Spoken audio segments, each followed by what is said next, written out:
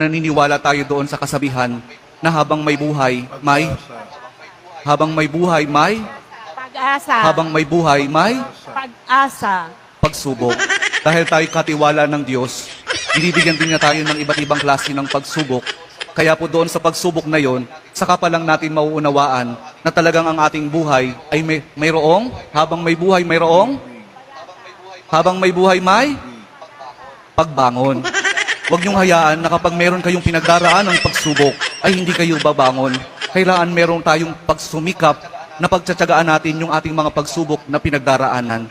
At kapag mayroong pagsubok at mayroong pagbangon, saka pa lang natin mauunawaan na talagang ang ating buhay na habang may buhay, may pag-ibig. Ang pag-ibig na nagmumula kay Jesus lamang sa ating mahal na poong Jesus Nazareno. Dahil doon, kapag naunawaan natin itong mga bagay na ito, na habang may buhay, may pagsubok, may pagbangon at may pag-ibig na nagmumula lamang kay Jesus, saka pa lang natin mauunawaan at matatanggap na talagang habang may buhay, may ayaw nyo nang sumagot.